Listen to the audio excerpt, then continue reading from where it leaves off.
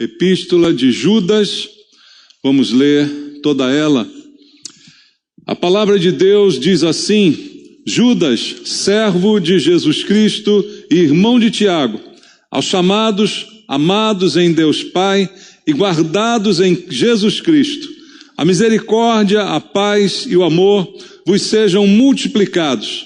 Amados, quando empregava toda a diligência em escrever-vos acerca da nossa comum salvação, foi que me senti obrigado a corresponder-me convosco, exortando-vos a batalhardes diligentemente pela fé, que uma vez por todas foi entregue aos santos. Pois certos indivíduos se introduziram com dissimulação, os quais desde muito foram antecipadamente pronunciados para esta condenação, homens ímpios que transformam em libertinagem a graça de nosso Deus e negam o nosso único e soberano Salvador, Senhor Jesus Cristo. Quero, pois, lembrar-vos, embora já estejais cientes de tudo, uma vez por todas, que o Senhor, tendo libertado um povo, tirando-o da terra do Egito, destruiu depois os que não creram. E a anjos, os que não guardaram o seu estado original, mas abandonaram o seu próprio domicílio, ele os tem guardado sob trevas em algemas eternas para o juízo do grande dia, como Sodoma e Gomorra e as cidades circunvizinhas, que havendo se entregado à prostituição como aqueles, seguindo após outra carne, são postas para exemplo do fogo eterno, sofrendo punição.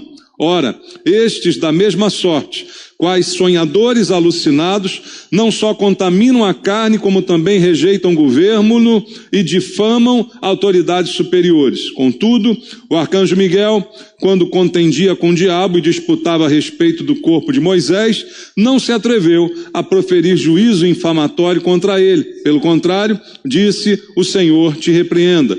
Estes, porém, quanto a tudo que não entendem, difamam, e quanto a tudo o que compreendem por instinto natural, como brutos sem razão, até nessas coisas se corrompem. Ai deles, porque prosseguiram pelo caminho de Caim, e movidos de ganância se precipitaram no erro de Balaão, e pereceram na revolta de Corá. Estes homens são como rochas submersas em vossas festas de fraternidade, banqueteando-se juntos sem qualquer recato, pastores que a si mesmos se apacentam, nuvens sem água, impelidas pelos ventos, árvores em plena estação dos frutos, destes desprovidas, duplamente mortas, desarraigadas, ondas bravias do mar, que espumam as suas próprias sujidades, estrelas errantes, para as quais tem sido guardada a negridão das trevas para sempre. Quanto a estes, foi que também profetizou Enoque, o sétimo depois de Adão, dizendo: eis que veio o Senhor entre as suas santas miríades para exercer juízo contra todos e para fazer convictos todos os ímpios acerca de todas as obras ímpias que impiamente praticaram, e acerca de todas as palavras insolentes que ímpios pecadores proferiram contra ele. Os tais são murmuradores, são descontentes, andam segundo as suas paixões, a sua boca vive propalando grandes arrogâncias, são aduladores dos outros por motivos interesseiros. Vós, porém, amados, lembrai-vos das palavras anteriormente proferidas pelos apóstolos de nosso Senhor Jesus Cristo, os quais vos diziam: no último tempo haverá escarnecedores, andando segundo as suas ímpias paixões. São estes os que promovem divisões sensuais, que não têm o Espírito. Vós, porém, amados, edificando-vos na vossa fé santíssima, orando no Espírito Santo, guardai-vos no amor de Deus, esperando a misericórdia de nosso Senhor Jesus Cristo para a vida eterna. E compadecei-vos de alguns que estão na dúvida, salvai-os, arrebatando-os do fogo. Quanto a outros, sede também compassivos em temor, detestando até a roupa contaminada pela carne. Ora, aquele que é poderoso para vos guardar de tropeços e para vos apresentar com exultações imaculados diante da sua glória, ao único Deus nosso Salvador, mediante Jesus Cristo, Senhor nosso, glória, majestade, império, soberanias, antes de todas as eras, agora e por todos os séculos. Amém. Pai, ouvimos a Tua palavra, palavra inspirada pelo Senhor, que nos foi deixada para a igreja como direção, como guia, para que possamos entender e ouvir a Tua voz nesse lugar e fazer aquilo que Te agrada, corrigir os nossos erros, mudar a nossa vida. Para isso nos foi dada a Tua palavra e que ela se cumpra em nós nessa noite, Pai. Que o Espírito Santo fale ao nosso coração, produzindo o incômodo, a mudança que é necessária para a correção do rumo de todos nós. Abrimos o nosso coração para ouvir a Tua voz e Te pedimos, fala conosco, Senhor. Eu entrego a minha vida em Tuas mãos, pedindo graça e misericórdia e clamando mais uma vez para que a unção do Espírito Santo esteja sobre mim, para que eu seja capaz de ministrar a Tua palavra com pureza e ela chegue a cada um de nós. É o que eu Te peço orando com os irmãos, em nome de Jesus. Amém. Graças a Deus. Podem sentar, irmãos. Amados, aqui há uma pequena carta do apóstolo Judas, uma pequena carta com 25 versículos, como lemos, uma carta simples, direta, com uma mensagem importante para a igreja. Judas não direcionou essa carta a uma determinada igreja, mas à igreja de Jesus. Então eu posso dizer que essa carta é para nós, amém?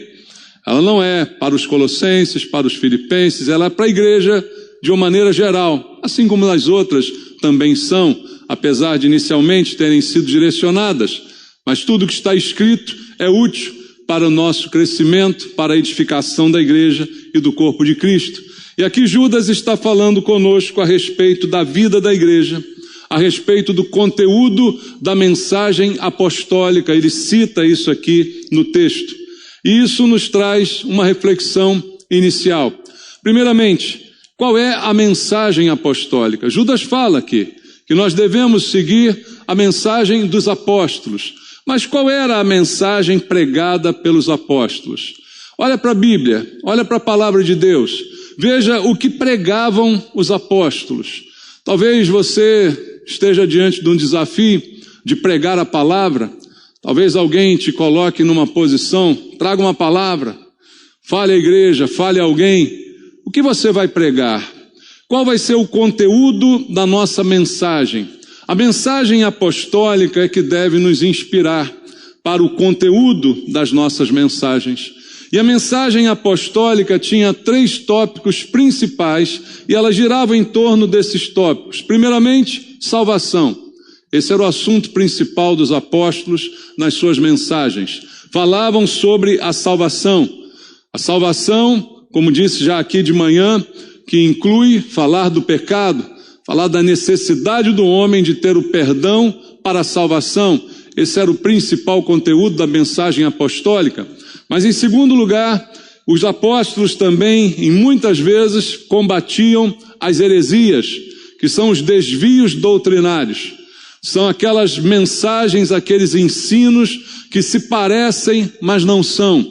Que são parecidos com os ensinos dos apóstolos, mas têm sutis diferenças que deturpam o caminho das pessoas.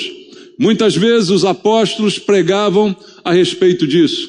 Quantas vezes o apóstolo Paulo, em suas epístolas, falou de erros doutrinários que chegavam à igreja, e Judas aqui, inclusive, é esse o tema da sua carta. E, em terceiro lugar, a mensagem apostólica trazia doutrina para a igreja.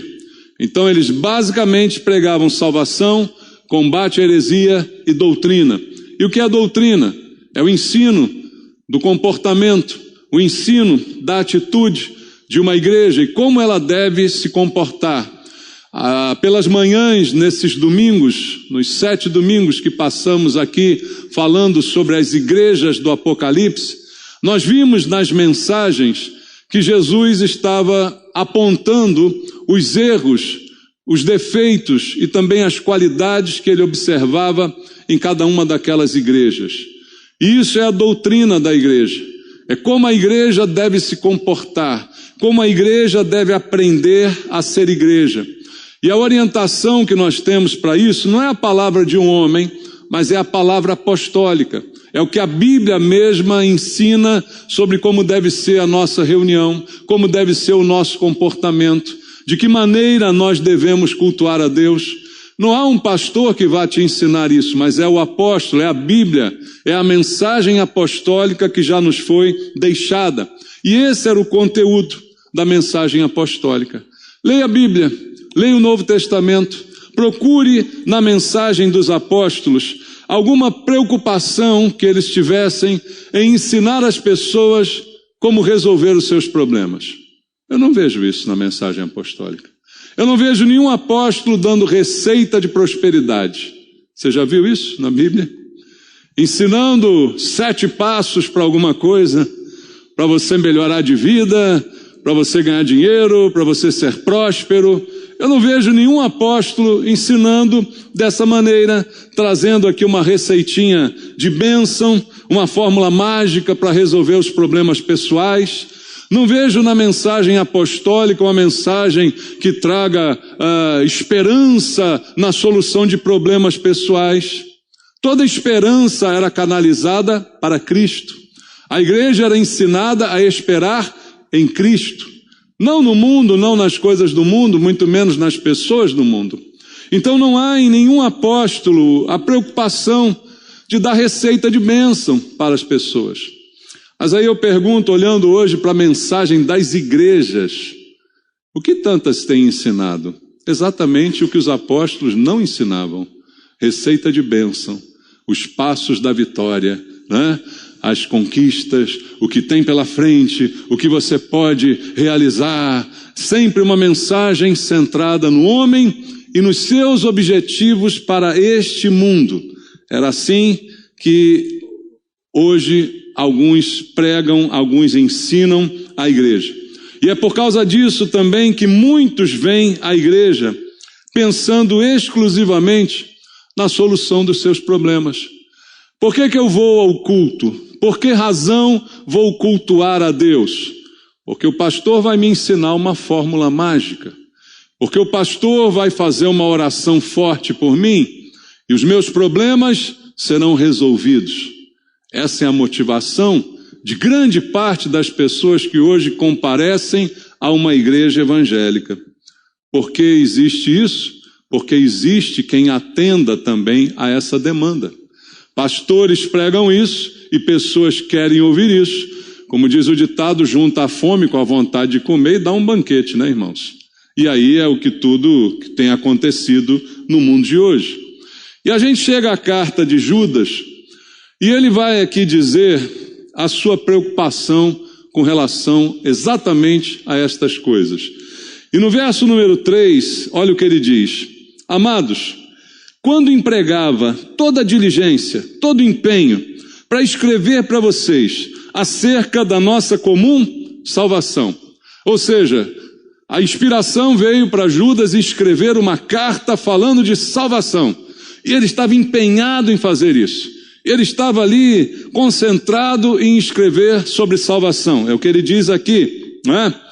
E aí ele me senti obrigado a corresponder-me convosco, exortando-vos a batalhardes diligentemente pela fé que uma vez por todas foi entregue aos santos. Ou seja, a sua intenção era escrever sobre salvação, mas ele se sentiu obrigado a escrever sobre heresia. Ele se sentiu obrigado a corresponder-se com a igreja, exortando essa igreja a batalhar com diligência pela fé. Essa fé que nos foi dada.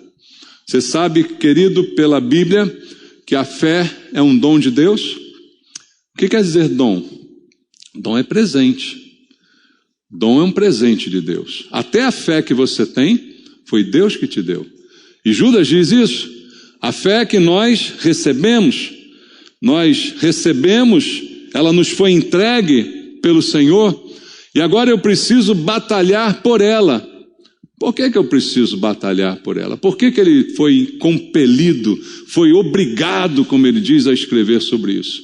Porque ele via que a fé estava sendo desvirtuada, estava sendo direcionada para lugar errado. Nós temos fé, amém? E a Bíblia diz que sem fé é impossível agradar a Deus. Maravilha, todo mundo sabe disso. Mas em que ou em quem eu tenho que ter fé? Eu tenho que ter fé em Deus. A minha fé é em Deus. Ela tem que ter um alvo bem definido. Eu não posso ter fé em coisas, eu não posso ter fé em objetos, eu não posso ter fé em pessoas, eu não posso ter fé em instituições, em igrejas. Eu tenho que ter fé em Deus. E Judas percebe que a igreja, naquele momento, já estava sendo contaminada naquilo que é mais importante, que é a sua fé. E as pessoas estavam desvirtuando a fé, ou seja, direcionando a fé para outras coisas que não fosse para Deus. E ele diz, então eu me sinto obrigado a escrever para estimular vocês a batalhar pela fé. E aí ele traz para nós uma responsabilidade que muitos acham que não tem. A responsabilidade de batalhar pela fé. A responsabilidade da defesa da fé. E aí, irmãos, heresias estavam dentro da igreja. E ele diz, vocês precisam batalhar pela fé. Mas tem gente, ainda hoje, que diz assim, para que perder tempo com isso? Para que perder tempo falando de defender a fé? A fé não precisa de defesa, ela se defende por si só. Se fosse assim, então Judas está errado e essa carta não é inspirada. Porque ele aqui está dizendo que ele se sente obrigado a incentivar, a estimular a igreja a lutar pela sua fé, porque ela está se perdendo. E olha o que Jesus disse, por acaso quando eu voltar, ainda vou encontrar fé na terra? Olha a interrogação que ele deixou. Por que ele faz essa interrogação? Porque cada vez mais a fé tem sido atacada. A fé tem sido mirada pelo mal para destituir você dela, porque sem ela você não pode agradar a Deus. Então tudo se resume à fé. E aí ele diz, você precisa lutar por ela. E aqueles que acham que a gente não deve fazer isso, estão completamente enganados. Já muitas vezes, aqui mesmo na igreja, há muitos anos atrás, eu já dei aqui um curso sobre seitas e heresias. Aliás, dei mais de uma vez esse curso, seitas e heresias. E de vez em quando eu ouvia alguém dizer, pastor, por que está preocupado com isso? Vai pregar o evangelho, vai falar de salvação, em vez de ficar apontando o erro das heresias, das seitas. Quantas vezes já ouvi isso? Mesma coisa que Judas falou aqui, eu queria escrever de salvação. Queria dar um curso de salvação, mas fui obrigado a dar um curso de seitas e heresias. Por quê? Porque elas estão penetrando, porque elas estão sorrateiramente se infiltrando na igreja. Porque a fé das pessoas está sendo contaminada pelo que elas ouvem na internet, na televisão, em tudo que é lugar. Então me tornei quase que obrigatório falar sobre isso. Mas sempre que a gente fala disso, aparece alguém que quer ser mais santo do que Deus, que quer ser mais amoroso que Jesus e diz, temos que amar essas pessoas. Irmão, você viu comigo na série do Apocalipse aí? Jesus dizendo, eu odeio as obras dos nicolaítas. Então Jesus não me ensina a amar os nicolaítas. Até a pessoa, tudo bem, mas o ensino dela tem que ser odiado. O que é resultante do seu ensino, que são as obras que eles realizam, precisa ser odiado. Precisa ser combatido. Essa é a defesa da fé, que Judas está aqui argumentando. E eu trago essa mensagem hoje para você, exatamente ali na rasteira dessas mensagens do Apocalipse, para que a gente entenda a importância de dar atenção a isso. E ele está escrevendo a essa igreja, a igreja que é universal, não a uma igreja especificamente, mas aos crentes. E veja como ele se refere a eles no primeiro verso. Judas, servo de Jesus Cristo, irmão de Tiago, aos chamados, amados em Deus Pai, guardados em Jesus Cristo, a misericórdia, a paz, o amor vos sejam multiplicadas. Ele chama a igreja de chamados, amados, guardados. Essa é a situação da verdadeira igreja. A verdadeira igreja é feita de chamados, amados e guardados por Deus. Esses somos nós. Mas ele se refere a nós dessa forma e diz, agora batalhem pela fé. Agora cuidem da pureza doutrinária. Você viu comigo nessa série de mensagens sobre o Apocalipse que a igreja, que está tudo bem, mas que tem um erro doutrinário. E Jesus diz, eu tenho, porém, contra ti que você tem isso aí. E isso está acabando com você. Porque você ignora, você tolera, como ele diz, você tolera essas coisas. Ou seja, você é tolerante. E hoje a gente vive no mundo da tolerância, né? Ser intolerante com algumas coisas é um pecado mortal para o mundo. É politicamente incorreto. Só que a Bíblia diz que com algumas coisas nós temos que ser intolerantes. Não se toleram certas coisas na igreja. Nem em nome do amor, nem em nome de qualquer coisa. Há coisas que não podem ser toleradas, e quem disse isso foi Jesus. Ele disse, eu tenho contra vocês isso, porque vocês toleram. E hoje a gente está cheio de crentinho, pastorzinho, paz e amor, amo todo mundo, tolero tudo. Nós temos que amar todo mundo sim, mas não o que as pessoas fazem, não o que elas ensinam, não o que elas reproduzem, passam para frente, não o mau exemplo que elas deixam, não a cultura que elas criam. Isso nós não podemos tolerar. Isso é intolerável e nós temos que ter toda intolerância relativa a esse comportamento.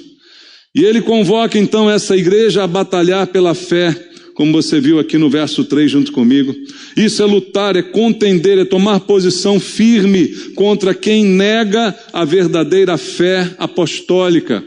Aquela ensinada pelos apóstolos, aquela ensinada pela Bíblia. Há uma batalha em curso e ele está nos chamando para essa batalha.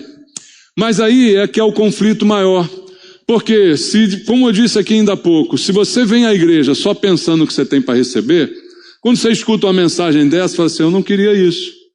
Eu queria que o pastor me desse uma receitinha, porque eu tenho um problema para resolver essa semana, né? Eu tenho uma luta, eu tenho um diabo para enfrentar, né? Eu tenho que desbravar alguma coisa, então eu queria que o pastor me desse. Agora ele está me dando uma função de batalhar, já não chego às minhas batalhas, eu vou ter que batalhar da fé. Não tem gente que pode pensar assim, irmão? Espero que não seja nenhum de vocês, mas se for, a carapuça serviu. É para você mesmo. Entendeu? Por quê? Porque a mentalidade é essa. O que Jesus tem para me dar? Essa semana eu vou ganhar o quê?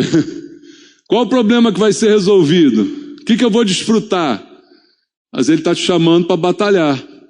Ah, já não chego às minhas... Não chega não, tem mais. O mundo é assim. Jesus disse, no mundo tereis aflições, mas tenha bom ânimo, não desanime. É assim mesmo o que ele diz. Ele não diz assim, vou tirar todas as suas aflições, vou te deixar numa boa. Não, ele não fala isso. Ele diz, você vai ter. Mas ele diz, não desanime, porque eu venci. E a vitória é no final. A vitória não é agora não, é lá no final. Então ele deixa essa mensagem para nós. Mas se a mentalidade não mudar, eu não consigo entender essa mensagem. Eu acredito que para alguns o livro de Judas podia ser facilmente arrancado da Bíblia. Aliás, que é uma página só. Na minha Bíblia é uma página só. Arranquei aqui, pum, acabou. Ninguém fala mais no assunto, ninguém se sente culpado, está tudo bem. Certos livros na Bíblia, certas páginas, eu acho que as pessoas gostariam de tirar mesmo, porque aí ela não incomoda.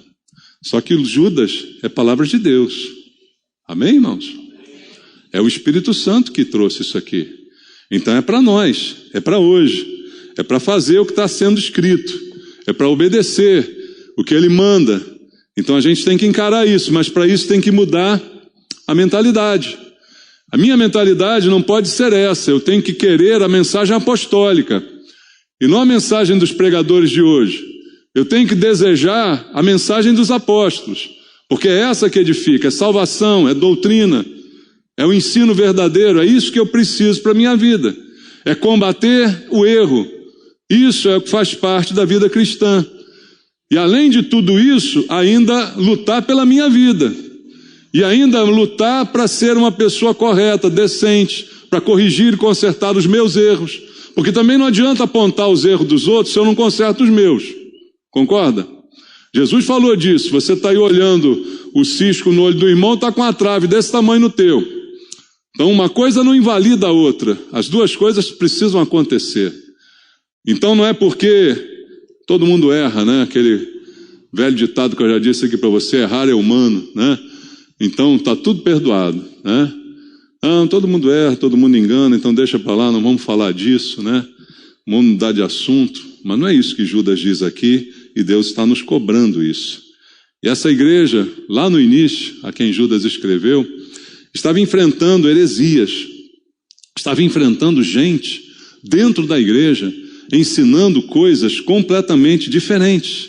E aí Judas diz a partir do verso 4, pois certos indivíduos se introduziram com dissimulação, é um disfarce, os quais desde muito foram antecipadamente pronunciados para esta condenação, homens ímpios que transformam em libertinagem a graça de nosso Deus e negam o nosso único soberano Senhor Jesus Cristo. Então ele dá aqui o retrato de quem são os hereges que ele vê na igreja. Pessoas que entram disfarçadas na igreja e que basicamente transformam a graça em libertinagem. Ou seja, confundem o sentido de graça, confundem a graça e separam a graça do conceito da santidade. Tudo que o Evangelho nos deu é de graça. Amém? A salvação é de graça. Não é o bom comportamento que me faz ser salvo. Eu não preciso me santificar para ser salvo. Mas uma vez que eu sou salvo, eu preciso ser santo. É isso que a Bíblia diz. Mas esses não, eles queriam separar uma coisa da outra. E aí queriam ensinar que graça é uma coisa, santidade é outra e que você não necessita dela. Você pode viver de qualquer maneira porque a graça já te garante tudo aquilo que você precisa. Então essa era uma das heresias que estavam ali. Por pessoas, como ele diz, que penetram, indivíduos se introduzem disfarçadamente e começam a disseminar isso na igreja. E isso é uma mensagem muito agradável. Sempre a mensagem falsa, ela é agradável. A mensagem verdadeira, ela é boa quando eu, de fato, abro meu coração para receber. Mas, a princípio, ela não é agradável. A própria Bíblia diz que toda repreensão, a princípio, não é agradável. Toda repreensão a gente não gosta. Mas depois que a gente amadurece, a gente vai entender, né? A gente vai entender a razão. Como Deus disse hoje na carta a Laodiceia, eu disciplino, eu repreendo a quem eu amo. Ele está ali dizendo àquela igreja, vocês estão errados, mas eu amo, mas eu quero ver vocês se arrependerem. Eu quero que isso mude, e isso precisa acontecer. Então, essa igreja enfrentava, e essa igreja é a igreja de Jesus, toda ela, ele não está falando especificamente de uma. Isso estava acontecendo em todas as igrejas, gente entrando. Por quê? A igreja está crescendo. E quando a igreja cresce, entra gente na igreja. Porque, lembra aquele ditado? Por que o cachorro entrou na igreja? Desse é velho, né, esse ditado aí, né? Mas por quê? A porta estava aberta. A porta da igreja está sempre aberta, entra qualquer um. E aí assim acontecia nessa igreja. E aí Judas vai aqui alertar. Batalhem pela fé, porque eles estão no meio de vocês. Veja mais o que eram eles, versículo 8. Ora, estes, da mesma sorte, quais sonhadores alucinados, não só contaminam a carne, como também rejeitam o governo e difamam autoridades superiores. Ele fala que esses caras têm uma característica de serem sonhadores alucinados. Sonhadores alucinados. Eu sempre fiquei pegando nessa palavra aqui. Eu já conheci alguns na minha caminhada. Sonhadores alucinados. Parece aquele sonhador que deu um tapa na pantera, sabe como é que é? Ninguém conhece esse termo também, né? Esse é velho, né? É velho, ainda usa isso? Alguém ainda usa esse negócio? Não, né? Mas é um alucinado, né? Porque estou sonhando, estou fora da realidade, completamente fora da realidade. Ensino algo também totalmente fora da realidade para as pessoas. E assim eram esses homens que penetravam na igreja. E ele diz, não só contaminam a carne, porque não tem nenhuma preocupação com a carne, com a santidade, não querem tratar disso de forma nenhuma, mas também rejeitam o governo e difamam autoridades. São aqueles que falam mal dos apóstolos, falam mal dos pastores, sabe? Aquela pessoa que acaba a pregação, ela fala assim, mas olha, aquele pastor ali, não sei não. Olha o que ele disse aí, mais ou menos, hein? Vamos ficar cuidado aí e tal. E assim eles faziam, e essa era uma característica deles, porque contaminavam a carne, desprezavam o governo e difamavam a autoridade de Deus, e isso fazem até hoje, em vários níveis e em várias igrejas. Versículo 10. Estes, porém, quanto a tudo que não entendem, difamam. E quanto a tudo que compreendem por instinto natural, como brutos sem razão, até nestas coisas se corrompem. Ele diz assim, olha, quando eles não entendem alguma coisa, eles falam mal dela. Eu não entendo, então eu picho, eu falo mal. E quando eu penso que compreendo alguma coisa, na verdade eu estou compreendendo só no instinto natural, só na razão que me é pessoal. E aí, como um bruto sem razão, eu também me corrompo até nas coisas que eu acho que entendo. Essa é a descrição dessa heresia que estava ali naquela igreja, não é? Aquilo que não entende difama e aquilo que entende faz de maneira natural e carnal. A carne está sempre atrelada ao pensamento e ao comportamento destes hereges que estão invadindo as igrejas do Senhor. E ele diz mais no verso 11, ai deles, porque prosseguiram pelo caminho de Caim, movidos de ganância, se precipitaram no erro de Balaão e pereceram na revolta de Corá. Ele coloca aqui 3 características dessas pessoas e as compara a 3 personagens bíblicos, Caim, Balaão e Coré. E o que ele fala a respeito de cada um deles? Caim rejeita a vontade de Deus. Caim faz a sua vontade. Caim usa todo o seu ciúme, sua inveja, seu egoísmo e assassina o seu irmão, como a gente conhece na história. E esses fazem e prosseguem pelo mesmo motivo de Caim, pelas mesmas intenções de Caim, eles agem desta forma. E outros, ele diz, são movidos pela ganância e então se precipitam no erro de Balaão.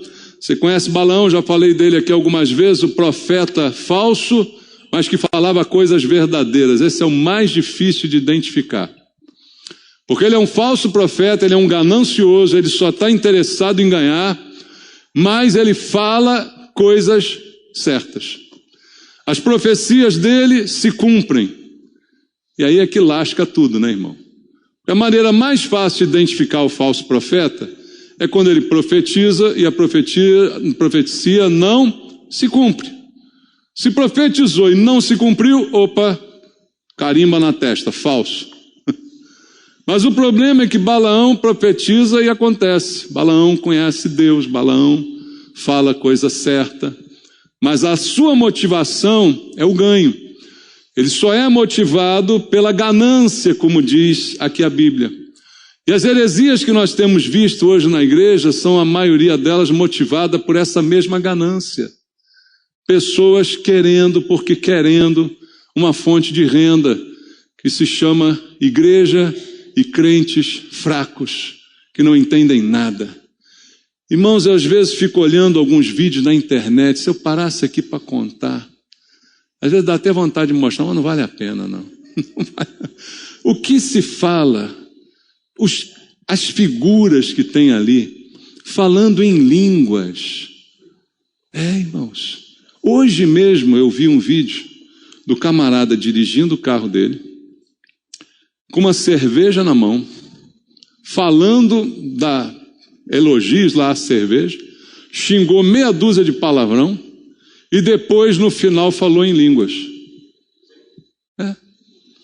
E aí você vai ver o camarada, o perfil do camarada no Instagram, milhares de seguidores. Alguns lá porque querem rir um pouquinho com aquela palhaçada, mas outros porque fazem pix pro cara. Porque mandam dinheiro para o camarada, porque ele faz algumas revelações, porque ele fala em línguas, porque ele diz algumas coisas que as pessoas querem ouvir. Lembra do que elas querem ouvir? Qual vai ser o meu futuro? O que o amanhã me espera? O que vai acontecer? Com quem vou casar? O que vou ser? Elas não querem ouvir falar de salvação, heresias e doutrinas. Elas querem ouvir essas coisas. E essas pessoas dão a elas o que elas querem ouvir. Motivados pela ganância, vivem assim. Outros, afeminados, falando em línguas. Você já viu algum? Quem não viu, depois me procura que eu vou te mostrar. Vou mostrar para não dizer que eu estou inventando, né? Você me procura, eu vou te mostrar no celular. Não é fácil não. Está lá. Aí você diz assim, mas isso é uma mina. Não é não, irmãos. Isso está crescendo. Isso está se multiplicando. Isso vem do tempo de Judas. Sabe há quantos anos que Judas escreveu isso? Há 2000 anos atrás. E isso, a tendência é piorar. E quem é que tem que batalhar pela fé? Somos nós. Quem é que tem que defender a pureza doutrinária? Somos nós. Quem é que tem que ir contra as motivações desses Caíns, desses Balaões? Somos nós. E o texto ainda diz também que eles foram e se precipitaram no erro de Balaão e pereceram na revolta de Corá, mostrando aquela característica que Judas já tinha dito no verso anterior. A revolta de Corá é revolta contra a autoridade, é a revolta contra aquilo que foi instituído por Deus. Acham que têm autoridade, se chamam de apóstolos, se chamam de bispos, se chamam de um monte de coisa. Ninguém os ordenou, ninguém os consagrou, se auto-intitularam, estão por aí, fazendo essas palhaçadas. E isso pode não afetar você que tem algum entendimento, mas isso afeta muita gente, isso engana muita gente. E o dever de casa é nosso. Nós é que temos que lutar contra estas coisas. Somos nós que precisamos nos opor a isto. E como eles são? Como identificar? Veja, Judas também nos diz no versículo 12: estes homens são como rochas submersas em vossas festas de fraternidade, banqueteando-se juntos sem qualquer recato, pastores que a si mesmos se apacentam, nuvens sem água impelidas pelos ventos, árvores em plena estação dos frutos, destes desprovidas, duplamente mortas, desarraigadas, ondas bravias do mar, que espumam as suas próprias sujidades, estrelas errantes, para as quais tem sido guardada a negridão das trevas para sempre. E aqui Judas diz algo importante, porque ele diz que são homens como rochas submersas. A rocha submersa me lembra um asteroide, como é que chamam? Aquilo que afundou o Titanic, como é o nome? Iceberg. O iceberg, você sabia que um pouquinho dele está acima da água e a maior parte dele está embaixo da água? Há uma rocha afundada que você não vê, mas que derruba um navio. Uma rocha que você não percebe o tamanho dela, mas que causa um estrago tremendo. Ele diz, elas estão nas nossas festas de fraternidade. O que ele está dizendo com isso? Fraterno vem de irmãos, festa entre irmãos. Ou seja, estão na igreja, no meio da reunião, no meio dos cultos, no meio das festas da igreja, no meio das programações. Estão entre nós, irmãos. É isso que Judas está aqui falando. E se banqueteiam, comem a beça, normalmente são os que mais comem. Pastores que a si mesmos se apacentam, nuvens sem água, impelidas pelos ventos, árvores sem fruto, ondas bravias do mar que espumam as suas sujeiras, aquela onda que vem toda sujinha, né? Espalhando toda a sua sujeira para tudo que é lado, e essa descrição que ele faz é um quadro muito ruim, porque ele não diz que eles estão na rua, ele diz que eles estão nas reuniões da igreja, nas festas da igreja, nas programações da igreja. É assim que ele diz, estão essas pessoas. E no verso 16, continua dizendo, os tais são murmuradores, descontentes, andando segundo as suas paixões, a sua boca vive propalando grandes arrogâncias, são aduladores dos outros, por motivos interesseiros. Irmãos, quantas vezes eu já vi isso na minha vida cristã? Motivos interesseiros. Pastores que adulam pessoas com interesse no que elas podem dar para eles ou para a igreja. Olha só o problema. Adular, bajular, não é? Comprar com carinho, com afeto, fazer você abrir o bolso. Esse é o intuito. E é essa característica que eles colocam nessas pessoas. Não digo a verdade, porque a verdade pode assustar. E se assustar, pessoas podem ir embora. E ela se preocupa com isso, porque pessoas indo embora é menos dinheiro no seu bolso. Esse é o problema.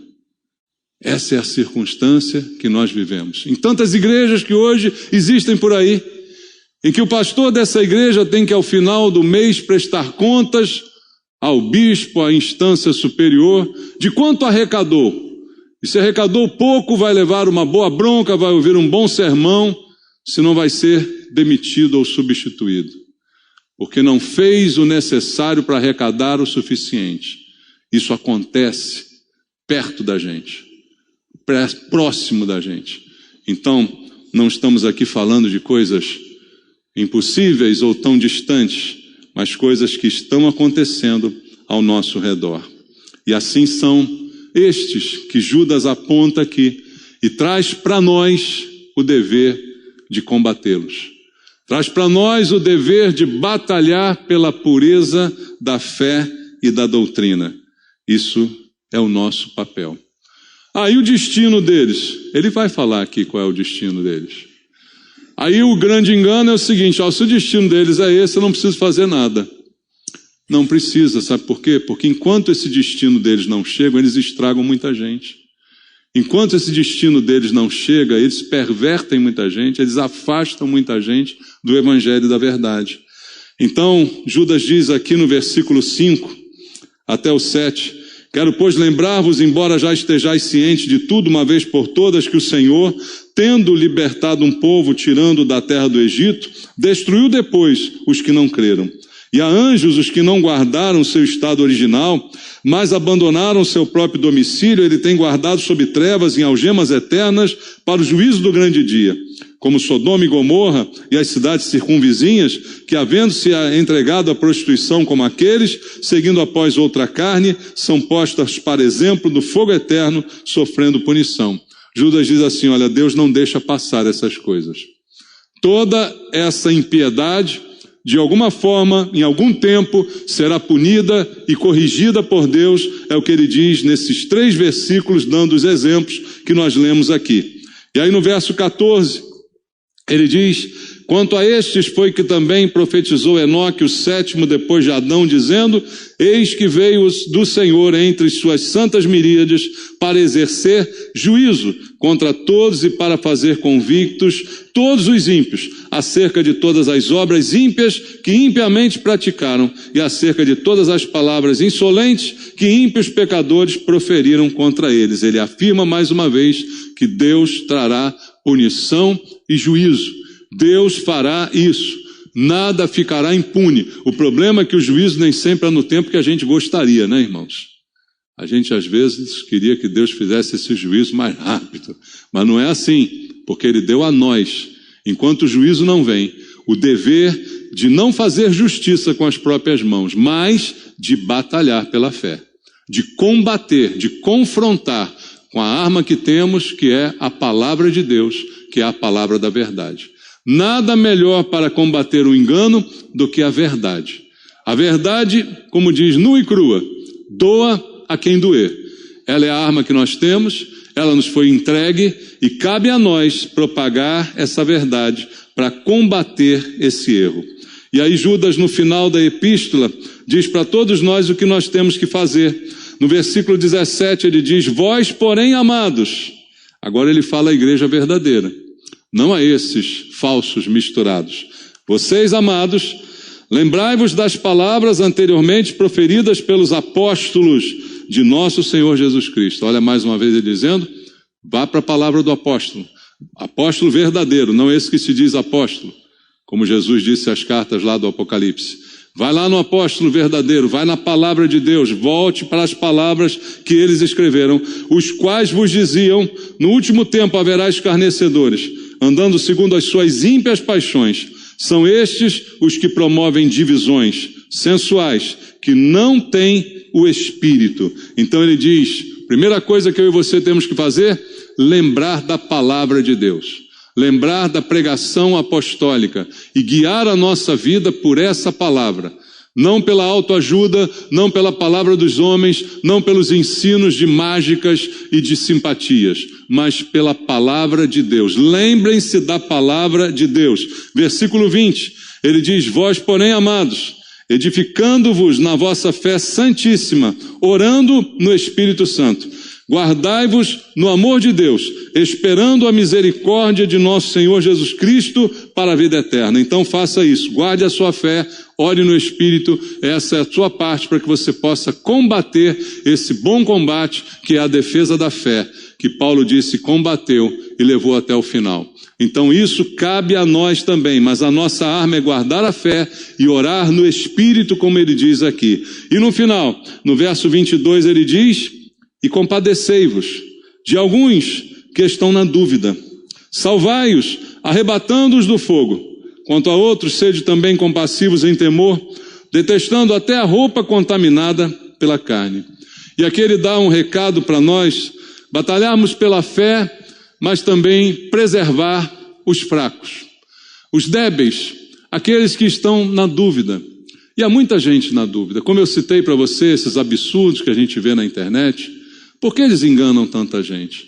Porque muitos são pessoas realmente sem instrução, são pessoas sem, não digo apenas instrução secular, mas sem instrução da Bíblia, sem experiência com Deus, sem vivência do Evangelho.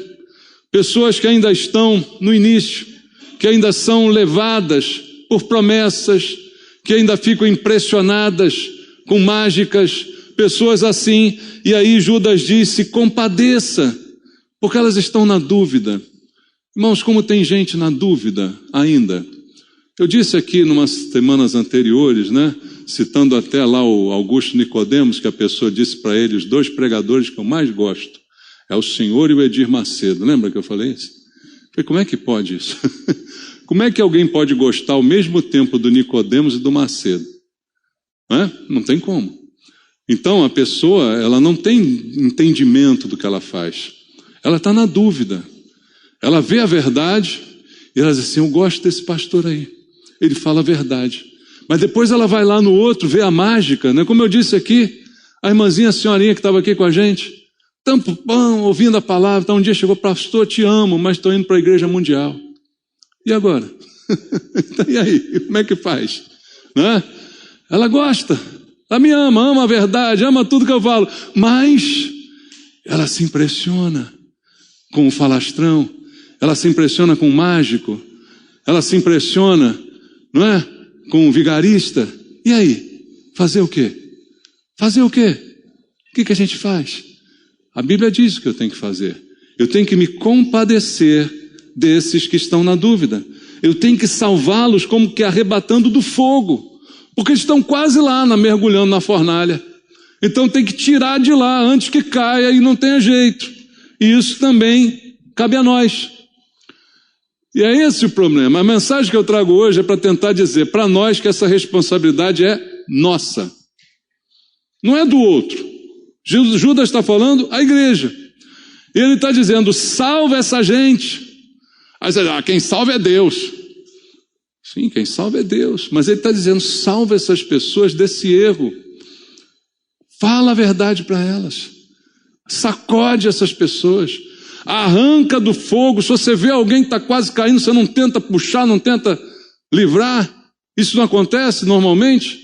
Você vê alguém lá, eu quero cometer o suicídio na ponte de Niterói, o cara para o carro, vai lá, tenta arrancar a pessoa.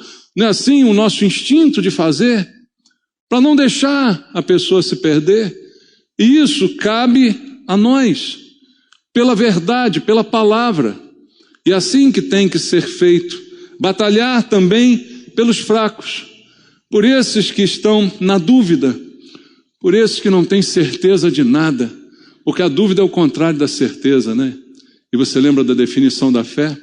A fé é a certeza das coisas que se esperam e a convicção de fatos que não se veem. Essas pessoas estão na dúvida porque elas não têm fé. E a pouca fé que têm é mal direcionada, é confusa, é estranha, e precisam ser despertadas, chamadas e salvas de caírem no fogo, de serem livres, e essa função ele deixou para nós. E aí Judas termina a sua carta com essa oração tremenda que eu repito aqui junto contigo.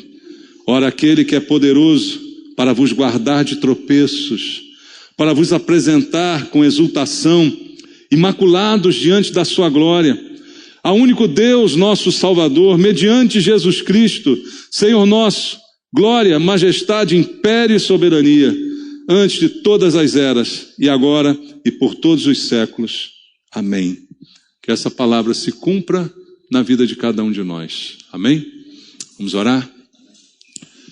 Pai, nós ouvimos a Tua palavra e agora é hora de colocá-la em prática.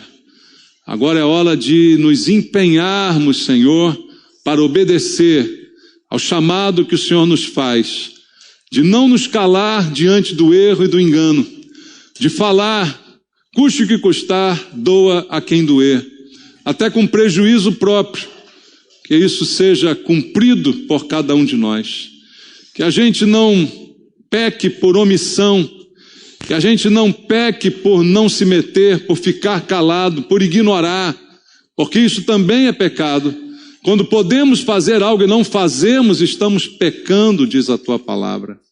E que nenhum de nós venha a pecar dessa maneira. Mas que a Tua palavra nos alerte para que nós façamos o que precisa ser feito. Ajuda-nos, Senhor, e também para que não venhamos a cair nos mesmos erros que condenamos. Para que não venhamos a criticar sem antes corrigir os nossos próprios erros. Ajuda-nos, Jesus. É o que eu te peço por mim e por meus irmãos. Em nome de Jesus. Amém.